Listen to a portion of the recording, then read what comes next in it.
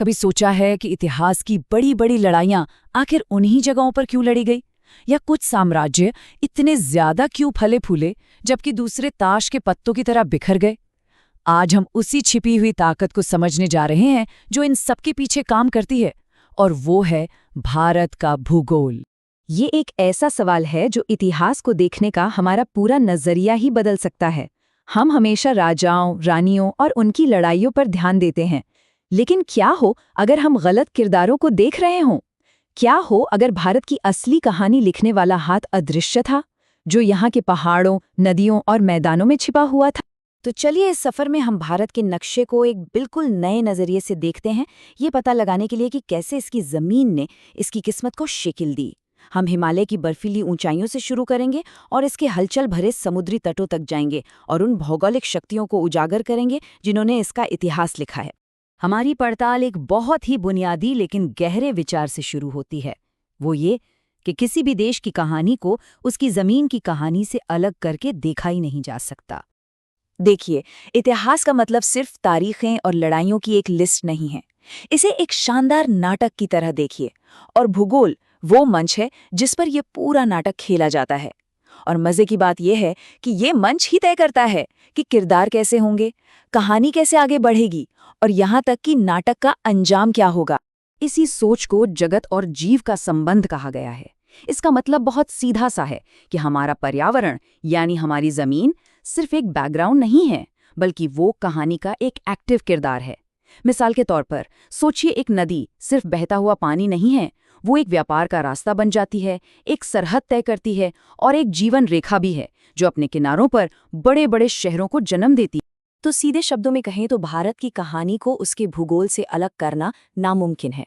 यहाँ की जमीन सिर्फ एक लोकेशन नहीं है, बल्कि वो खुद इस कहानी की लेखक है। एक ऐसी लेखक जिसने यहाँ रहने वाले लोगों, उनकी संस्कृति और उनके साम्राज्यों की नियति लिखी है।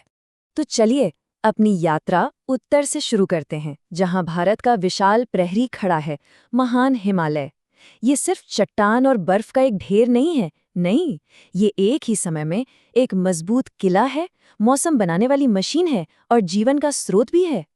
हिमालय के आप कह सकते हैं 4 बड़े रोल हैं, और हर रोल भारत के लिए बहुत गहरा मतलब रखता है। पहला, ये एक प्राकृतिक किला है जिसने सदियों तक उत्तर से आने वाले हमलावरों को रोका। दूसरा, ये एक क्लाइमेट रेगुलेटर है जो हमें मध्य एशिया की जमा देने वाली बर्फीली हवाओं से बचाता है और मानसून की कीमती बारिश को यहीं रोक कर रखता है। तीसरा, ये जीवन का स्रोत है जहाँ से सिंधु, गंगा और ब्रह्मपुत्र जैसी हमारी महान नदियाँ निकलती हैं। और आखिर में ये एक आध्यात्मिक पनाहगाह है जो युगों से साधकों और संतों को अपनी ओर खींचता रहा है। अच्छा, अब पहाड़ों से उतरकर हम भारत के दिल में पहुँचते हैं, यानी यहाँ के उपजाऊ उत्तरी मैदानों में।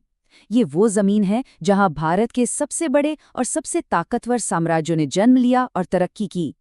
अब देखिए, ये कोई संयोग नहीं था। हिमालय से जो नदियाँ आती हैं वो अपने साथ उपजाऊ मिट्टी लाती हैं।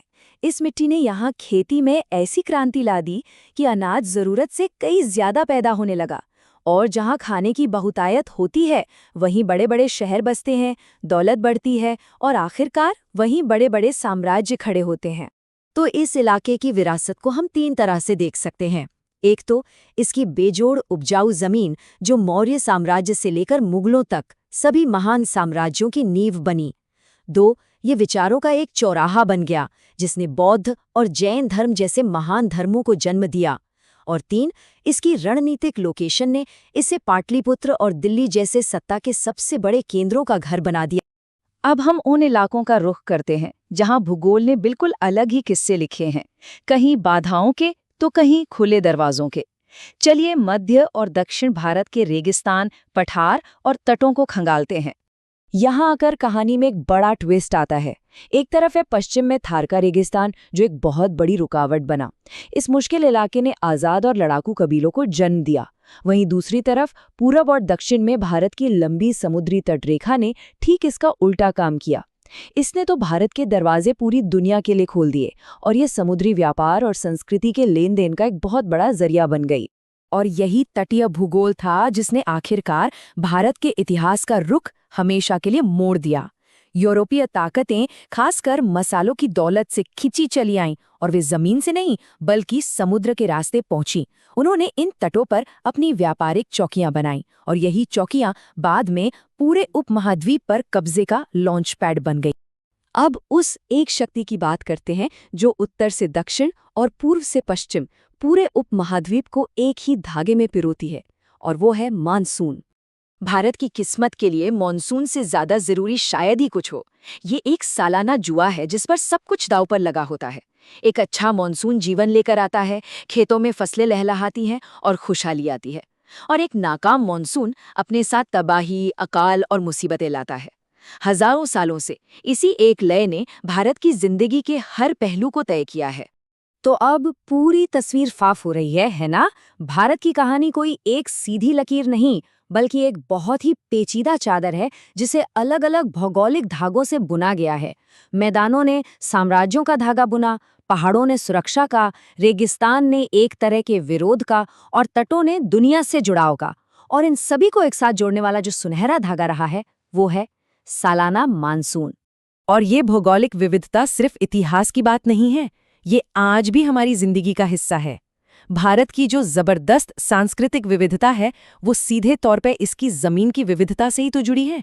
पंजाब के गेहूं के पकवान, केरल की नारियल वाली करी और बंगाल में मछली की दावतें, ये सब अपनी अपनी जमीन की ही तो देन है। और ये सब हमें आज के एक बहुत अहम सवाल पर लाकर छोड़ता है। अगर भूगोल वो हाथ था जिसने भारत का अतीत लिखा, तो जलवायु परिवर्तन के इस दौर में ये हमारा भविष्य कैसे लिखेगा? जब नदियां सिकुड़ रही हैं, तटरेखाएं बदल रही हैं और मानसून का कोई भरोसा नहीं रहा, तो भारत की कहानी का अगला अध्याय क्या होगा? ये एक ऐसा सवाल है जिसका जवाब हम सबको मिलकर खोजना होगा।